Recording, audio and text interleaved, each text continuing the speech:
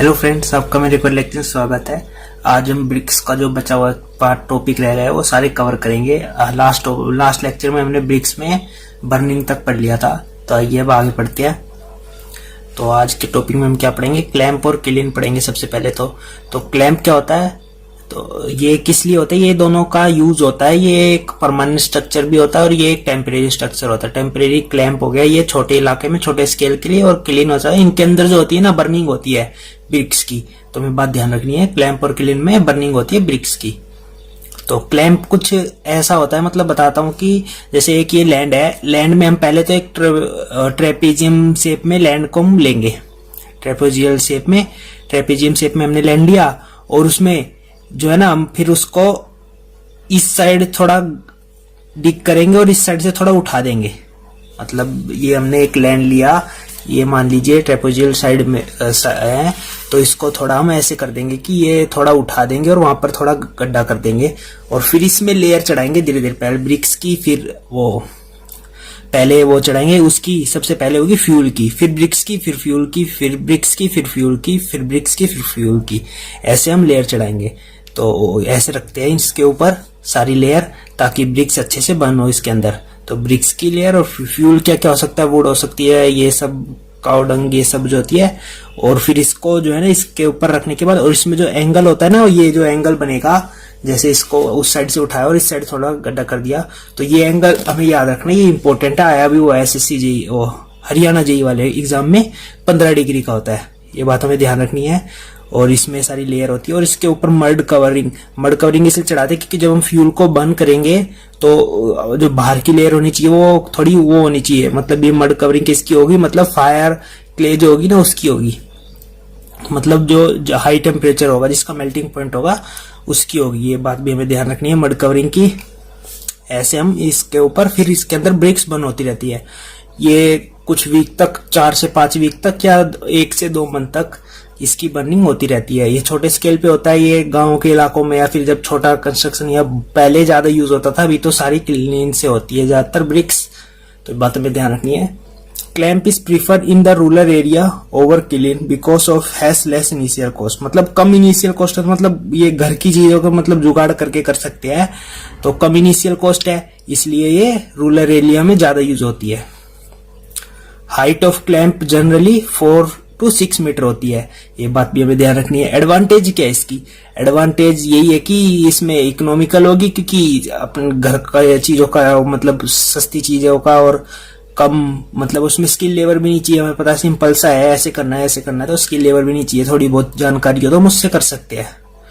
Not liable to rain and wind, मतलब इसमें फिर मड से कवर कर देते, तो इसमें रेन और उसकी एडवांटेज है कि रेन और विंड से इसको खतरा नहीं है, अंदर बर्निंग चलती रहती है। और डिसएडवांटेज क्या है, brick are not are regular in shape, मतलब ब्रिक्स क्या है उसकी रेगुलर शेप नहीं होगी, ऐसे मतलब दबाव की वजह से ऐसे जब लाइन में रखी रहेगी तो दबाव की वजह से वो, या फिर शेप चेंज हो सकती है, बहुत प्रॉब्लम हो सकती है। वेरी स्लो प्रोसेस है, क्लीन बहुत फास्ट प्रोसेस है देखे तो इसके मुकाबले।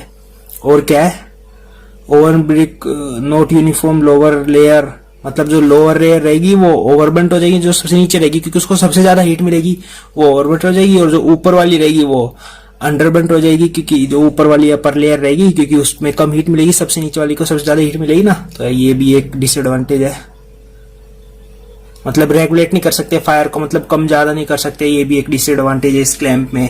तो और अब आगे देखते हैं हम क्लीन को देखते हैं। क्लीन क्या है, क्लीन एक बिग ओवन के जैसे है। क्लीन आप देखिए चिमनी सी जो दिखती है वो उसके नीचे जो पूरा बना रहता है वो क्लीन ही बोलते हैं उसे। तो ये 2 टाइप के होते हैं, एक इंटरमीडिएट और एक होती है कंटिन्यूस। इंटरमीडिएट मतलब हर काम अलग अलग हो, जैसे पहले होगी लोडिंग होगी, फिर उसके बाद लोडिंग होने के बाद फिर उसमें बर्निंग होगी, बर्निंग के बाद फिर कूलिंग होगी, और फिर अनलोडिंग होगी। तो हर काम अलग अलग हो रहा है। पर इसमें जो होता है ना, एक तरफ लोडिंग हो रही है, दूसरी साइड दूसरे में बर्निंग हो रही होती है, और वो लोडिंग फिर जब बर्निंग के लिए जाती है ऐसी, वहां पर फिर दोबारा लोडिंग हो जाती है ब्रिक्स की, फिर वो कूलिंग के लिए जा रही होती है, फिर वहां लोडिंग हो रही है, बर्निंग, फिर कूलिंग, ऐसे ऐसे इसमें कंटिन्यूस चलता रहता है। 2 टाइप की क्लीन होती है। तो इनको आगे अब देखते हैं, इनको डिटेल में पढ़ते हैं, आइए आगे देखते हैं। तो इंटरमीडिएट क्लीन हमने देख लिया कि ब्रिक्स की जो होती है अनलोडिंग, ये सारे परफॉर्म जो होते हैं एक दूसरे के बाद होते हैं, और कंटिन्यूस में कंटिन्यूस चलते रहते हैं, सिमुलेटेनियसली सारे एक साथ चलते रहते हैं। तो ये हमें समझ आ गया। और इंटरमीडिएट क्लीन जो होती है ना, वो दो टाइप की होती है, एक अप ड्रॉट क्लीन और एक डाउन ड्रॉट क्लीन। तो ये बात भी हमें देखनी। कंटिन्यूस क्लीन 3 टाइप की होती है, बुल ट्रेंच क्लीन और होफर क्लीन, होफरमैन क्लीन और टनल क्लीन। ये बात भी हमें ध्यान रखनी है। और अब इनको ये थोड़ा थोड़ा इनके बारे में थोड़ा सा डिटेल में पढ़ते हैं और थोड़ा सा डिफरेंस देखेंगे। ज्यादा इंपॉर्टेंट नहीं है, पर हमें ये पता होना चाहिए कि क्लीन किस टाइप की होती है, कौन सी क्लीन कहाँ है। तो इनसे कई बार छोटे छोटे क्वेश्चन बन जाते हैं, नहीं तो इनसे क्वेश्चन बहुत कम आते हैं, पर हमें पता होना चाहिए। आगे देखते हैं। अब इसमें सबसे पहले क्या है, इसमें ये कौन सी क्लीन दी हुई है, ये दी हुई है इंटरमीडिएट क्लीन। जो इसके अंदर क्या होता है, इसके अंदर जो होता है ना, जैसे ये ब्रिक्स की लेयर लगा देंगे, फिर यहाँ पर फ्यूल के लिए गैप होता है, यहाँ से फ्यूल, और ये दोनों डोर होते हैं। ये दोनों डोर ऐसे होते हैं जो जिनके हाई मेल्टिंग पॉइंट हो, या स्टील के होंगे, या तो यहाँ पर ईंटें रख देंगे ब्रिक्स की लेयर, और यहाँ फ्यूल, ब्रिक्स फिर फ्यूल। और ये जो है ना, इसके ऊपर फिर जो चिमनी सी दिखती है ना हमें क्लीन की, वो ऊपर तक ऐसे बनी रहती है, नीचे काम चल रहा होता है, और ऊपर से इसकी जो होती है वो गैस जो होती है, इसमें से फ्यूल की बर्निंग के बाद जो वो निकलेगा, उसकी गैस जो निकलेगी वो ऊपर से निकल जाए। तो अप ड्रॉट क्लीन कौन सी होती है, जिसमें जो गैस जो है ना ऊपर से निकले, मतलब गैस है, अभी देखो ये है क्लीन, एक पूरी क्लीन है, और नीचे जैसे ये है, तो इसमें से जब गैस निकलेगी ऊपर से सारी निकल जाएगी। देखा होगा आपने, अगर देखा है तो ऊपर से सारी गैस निकल जाती है। पर अप ड्रॉट क्लीन में तो ये होता है। और डाउन ड्रॉट क्लीन में क्या होता है, उसमें जो होती है ना, ऊपर से हम इसे बंद कर देते हैं, ऊपर से निकलने नहीं देते, ये नीचे से निकलती है। ऊपर से जब बंद कर देंगे तो इसमें गैस ऊपर जाएगी, फिर हीट प्रोड्यूस होगी, तो गैस ऊपर जाएगी, तो सारी गैस अंदर ही रहेगी, जिसकी वजह से ज्यादा हीट प्रोड्यूस होती है और ज्यादा एफिशिएंट ब्रिक्स में हीट मिल पाती है, जिसकी वजह से फिर और जो हीट हो ऊपर जाने के बाद वापस नीचे आएगी, और नीचे से उसे फिर हम बाहर जाने देते हैं। तो इसमें ये होता है, डाउन में नीचे से जाने देते हैं, अप में ऊपर से हीट को जाने देते, डाउन में नीचे से। ये बात बस यही है, इसमें डिफरेंस यही है इंटरमीडिएट क्लीन में। बस अब आगे देखते हैं थोड़ा। तो in down draught clean permanent roof is provide along with the central chimney that permit the chimney provide करते हैं, और बाहर निकलती है। और क्या है, quality of brick obtain from the down, मतलब डाउन वाली से बढ़िया निकलेगी, क्योंकि उसमें जो वो हीट है अच्छे से मिल पा रही है पूरी ब्रिक्स को, क्योंकि उसमें गैस जो है ना अंदर ही, जब ऊपर से बंद कर देते हो गैस दोबारा से नीचे आती है, मतलब वो सारी हीट बाहर नहीं निकल पाती है, तो वो फिर बाद में निकलती है, तो सारी हीटों को अच्छे से हीट मिल पाएगी, तो वो ऑब्टेन जो बेटर होगी। तो ये भी एक बात इंपॉर्टेंट है। आइए अब आगे देखते हैं। तो अब कंटिन्यूस क्लीन के 3 टाइप का देखते हैं, तो एक थोड़ा थोड़ा डिफरेंस देखते हैं। बुल ट्रेंच क्लीन जो होती है उसमें अंडरग्राउंड स्ट्रक्चर, मतलब do not have permanent roof, मतलब इसके की जो होती है ना, ये अंडरग्राउंड स्ट्रक्चर होता है और इसकी परमानेंट रूफ नहीं होती है। और इसमें जो चिमनी होती है ना, मूवेबल होती है, मतलब कंटिन्यूस क्लीन हमने देखा है कि उसमें सारे प्रोसेस एक साथ चल रहे होते हैं। तो इसमें क्या होता है, जैसे ये एक है पूरे, ये जैसे पूरी वो है क्लीन के जो काम चल रहा होता है, यहाँ लोडिंग हो रही है, फिर अनलोडिंग, फिर बर्निंग, फिर ऐसे ऐसे करके सारे प्रोसेस चल रहा होता है ऐसे। तो इसके अंदर जैसे जहां बर्निंग हो रही होगी वहां तो हमें फिर इसकी हीट को प्रोड्यूस करने के लिए, तो इसकी जो चिमनी होती है ना, वो क्या होती है, मूवेबल चिमनी। मतलब अभी यहाँ बर्निंग चल रही है तो उस चिमनी को इसके ऊपर रख देंगे, ऐसी होती है, मूवेबल होती है, इसके ऊपर रख देंगे। फिर यहाँ बर्निंग चल रही है तो उसमें से गैस निकल जाएगी। फिर अगर बर्निंग एक और जगह हो रही है तो वहां पर चिमनी को ले जा सकते हैं, वो मूवेबल चिमनी होती है रूफ के ऊपर से। और इसकी जो रूफ होती है ना, डू नॉट है परमानेंट रूफ, इसकी वजह से इसकी परमानेंट रूफ भी नहीं होती। तो ये बात हमें ध्यान रखनी है। अंडरग्राउंड स्ट्रक्चर होता है, अंडरग्राउंड में होता है। It is the most widely used in, मतलब इंडिया में सबसे ज्यादा जो यूज होता है ना, वो बुल ट्रेंच क्लीन यूज होती है। ये बात भी हमें ध्यान रखनी है। होफमैन क्लीन जो होती है ओवर द ग्राउंड स्ट्रक्चर, ये ग्राउंड के ऊपर होती है, परमानेंट रूफ होती है इसकी, और फिक्स सेंट्रल चिमनी होती है। इसकी चिमनी भी फिक्स होती है, मतलब इसके जैसे मूवेबल नहीं होती। तो इसमें क्वेश्चन बन सकता है कि फिक्स चिमनी किसकी होती है, मतलब ऑप्शन दे देंगे तो ये इसकी फिक्स चिमनी होती है। और इसकी अगर ऐसे बोलते मूवेबल चिमनी किसकी होती है तो बुल ट्रेंच की होती है। ये बात भी हमें ध्यान रखनी है। एसएससी में मेंस क्लीन से आया हुआ क्वेश्चन है। टनल फॉर्म, इसमें टनल होती है, मतलब एक टनल सी होती है जिसके अंदर बर्निंग का, मतलब ईंटें एक साथ रख देते हैं एक ट्रॉली सी पे, वो ट्रॉली चलती रहती है, उसमें बर्निंग का प्रोसेस होता रहता है। Brick are place on the trolley and is pass through the different stationary zone in the tunnel, मतलब सारे काम उसमें वो चलते रहते हैं। टनल सी होती है, उसके अंदर सारे काम चल रहे होते हैं। तो बस ये ज्यादा इंपॉर्टेंट नहीं है, पर थोड़ा थोड़ा पता होना चाहिए हमें इनके बारे में। तो अब पढ़ते टेस्टिंग ऑन ब्रिक।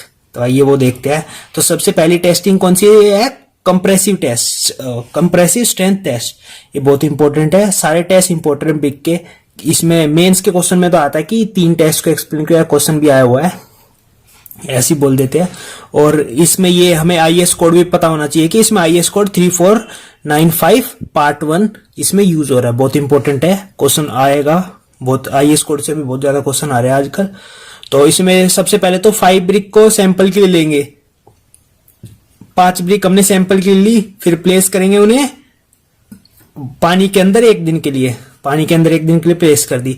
और उसके अंदर फिर जो है ना रिमूव देम आउट एंड उसके ऊपर हम फिर मोटर चढ़ाएंगे किस रेशियो की, 1:3 and fill the frog and cover the brick damp jute bag for 3 day.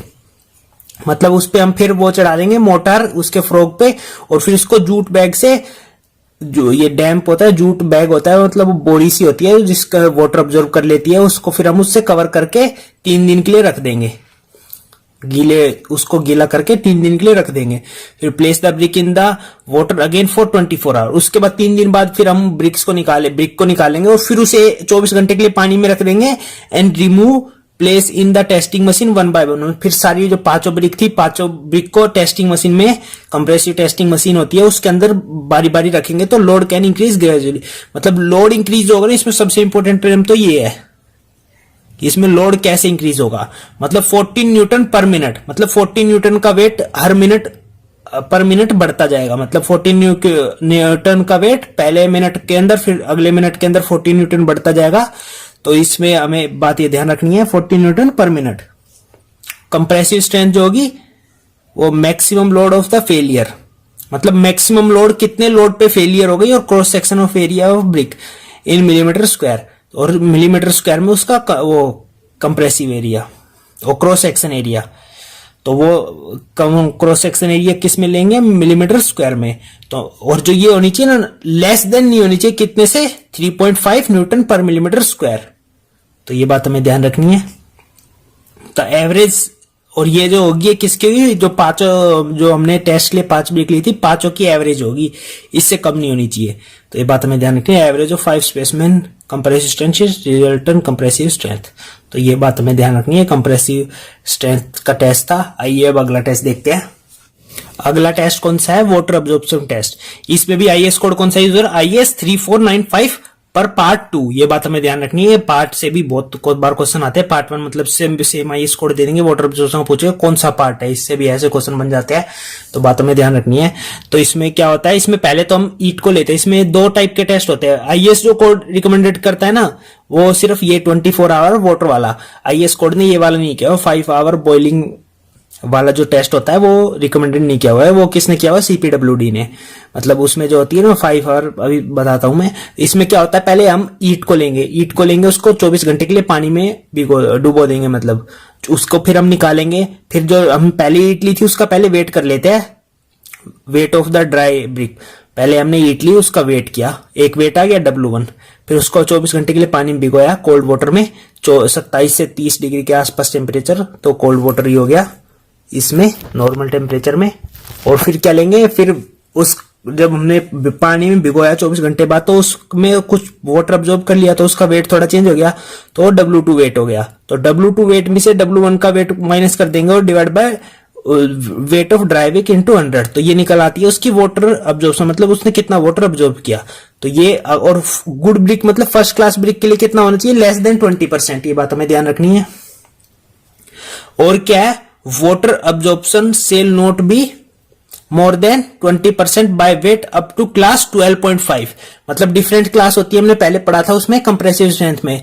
मतलब 7 क्लास की ब्रिक, 12.5 क्लास की ब्रिक और 3.5 क्लास की ब्रिक, ये हमने उसमें लाइन में पढ़ा था ना। तो 12.5 तक होती है ना, तो उसमें 20% तक बाय वेट, मतलब 12.5 उसकी कंप्रेसिव स्ट्रेंथ होगी। मतलब 12.5 क्लास है उसकी, जो ब्रिक की क्लास है 12.5 तक, मतलब 3.5 से 12.5 क्लास तक ब्रिक की जो होगी 20% से, उसका जो वाटर अब्जॉर्प्शन 20% से ज्यादा नहीं होना चाहिए।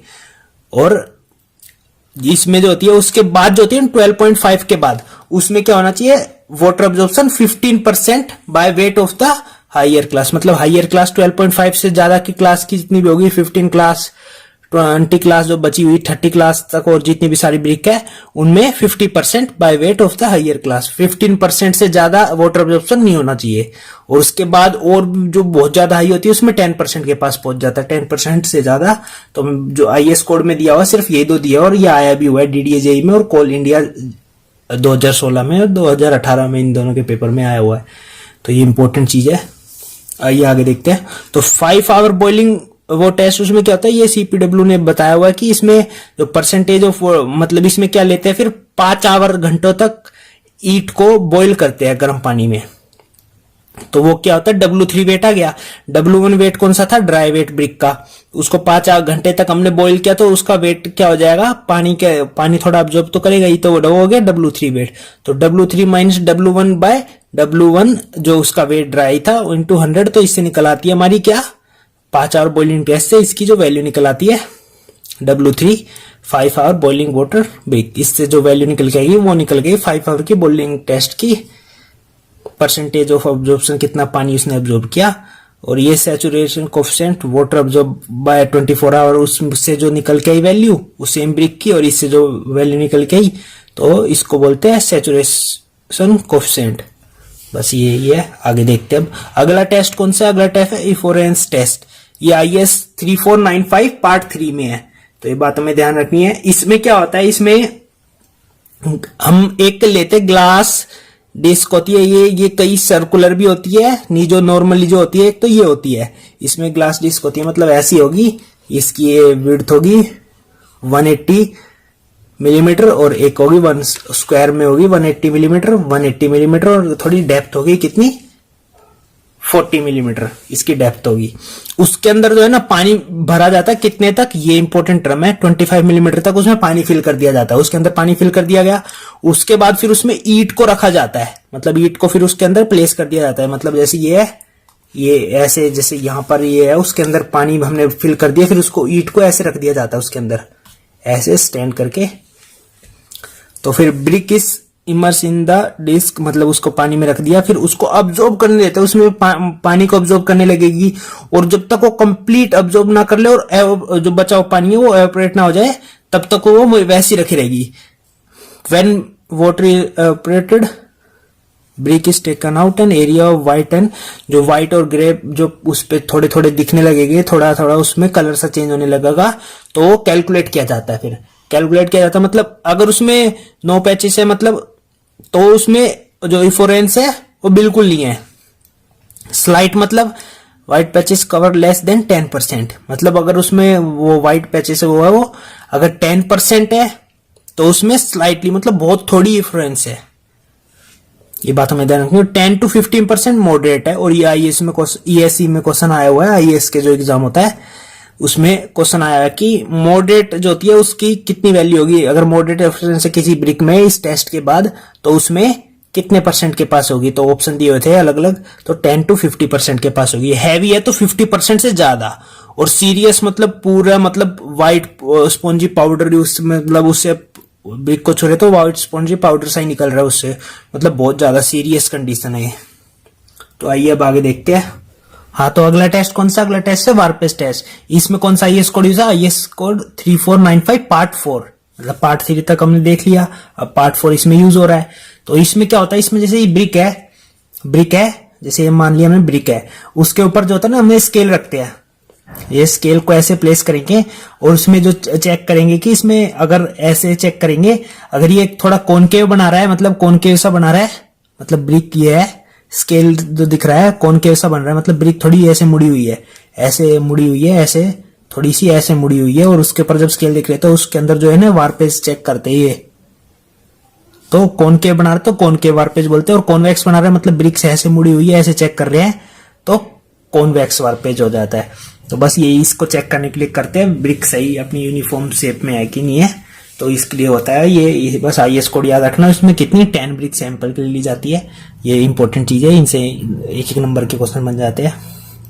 साउंडनेस टेस्ट में क्या होता है, the brick should produce clear metallic ringing sound without any breaking when struck with each other. तो ये बस मतलब मेटेलिक साउंड प्रोड्यूस करनी चाहिए, जब दो ब्रिक को हम एक साथ ऐसे मारे टन दे तो उसमें मेटेलिक सी साउंड आनी चाहिए। तो स्ट्रक्चरल टेस्ट में क्या होता है, the bricks should have uniform homogeneous structure across all the section, it should be free from any voids, मतलब वॉइड्स नहीं होनी चाहिए। स्ट्रक्चरल टेस्ट में क्या था, उसमें वॉइड्स नहीं होनी चाहिए, होमोजेनियस मिक्सचर होना चाहिए, मतलब अच्छे से ब्रिक दिखनी चाहिए। टफनेस टेस्ट क्या होता है, टफनेस टेस्ट होता है the brick should not break into piece when drop on the level ground from the height of 1 metre, मतलब 1 मीटर से अगर हाइट से गिर जाती है ब्रिक तो उसमें वो उस करीब उसमें टूटनी नहीं चाहिए, मतलब ड्रॉप करने के बाद उसमें लेवल तो पीसों में टुकड़े नहीं होने चाहिए उसके, तो उसका टफनेस हम टेस्ट में हम उससे कैलकुलेट कर सकते हैं कि उसकी टफनेस सही है कि नहीं है। तो अब्रेशन या फिर hardness test, the brick should possess sufficient hardness and does not show any sign of impression, मतलब हम अभी नेल से उस पर स्क्रैच करें तो उसमें स्क्रैच अगर पड़ गए ना तो उसकी जो अब्रेशन है या हार्डनेस है उसकी कम है। अगर उसके स्क्रैच ना पड़े, हमने नेल से, जैसे ब्रिक है उसको नेल से हमने स्क्रैच किया तो उसमें अगर स्क्रैच नहीं पड़ रहा है तो उसकी अब्रेशन और हार्डनेस बहुत अच्छी है, बढ़िया ब्रिक है। शेप एंड साइज टेस्ट, मतलब शेप एंड साइज टेस्ट मतलब ये अलग अलग शेप है उसको हम स्केल से देख सकते हैं, या फिर इस सारी शेप साइज में किस जो ब्रिक हम यूज कर रहे हैं वो सारी एक ही साइज में है नहीं है, तो यूनिफॉर्म होनी चाहिए। कोई जैसे एक ऐसा नहीं बना सकते हम, वॉल को बहुत डिफिकल्टी होगी कि एक स्टैंडर्ड की ले रहे हैं ट्रेडिशनल ब्रिक की भी ले रहे हैं तो बहुत डिफिकल्ट होगी। ये सारे शेप एंड साइज बिल्कुल इसी में होने चाहिए, सही ब्रिक अच्छी मेसनरी वॉल बनाने के लिए। और एक इंपॉर्टेंट टेस्ट है डायमेंशन टेस्ट, इसमें तो आईएस कोड यूज होता है ना, इसी से क्वेश्चन बन जाता है आईएस कोड कौन सा यूज होता है, आईएस कोड 1077 जो इसमें यूज होता है। और ये होता क्या है, ये इसमें एक सबसे इंपॉर्टेंट है, यही क्वेश्चन कितनी बार कितने एग्जामों में आ चुका है, एसएससी जेईई में भी आया 2005 में, मतलब डायमेंशन टेस्ट के लिए कितनी ब्रिक ली जाती है, तो इसके 20 ब्रिक ली जाती है, बहुत इंपॉर्टेंट है। कितने exam UP triple SC double SC JEE इसमें भी आ चुका है। तो इसमें क्या होता है, जैसे ब्रिक है ना तो इसमें 3 टाइप की मेजरमेंट होती है। 20 ब्रिक ली हमने, एक ब्रिक रखी, एक और फिर इसके आगे ब्रिक रखी, एक ब्रिक और रखी, एक ब्रिक ऐसे रखी। तो पहले एक इसकी लेंथ की करनी है तो हम लेंथ की ऐसे चेक कर लेंगे, ब्रिक की लेंथ है तो पूरे जब है ना कितनी ब्रिक ली हमने, 20 ब्रिक ली तो 20 ब्रिक की कितनी लेंथ हो जाएगी, 20 इंटू 9, ओ गलती हो गई यहाँ पर, 20 इंटू 19 होगा, ये इसमें गलती हो गई थी, सॉरी। 20 इंटू 19 तो इसकी हम लेंथ कैलकुलेट कर सकते हैं। 20 इंटू 19 तो क्या आएगी 380। और इसमें जो है एक और चीज बहुत इंपॉर्टेंट चीज है ये, मतलब इसमें प्लस माइनस कितना हो चाहिए, मतलब ज्यादा भी हो सकता है कम भी हो सकता है। इससे अगर ज्यादा है ना तो ब्रिक की जो है बहुत बेकार क्वालिटी है।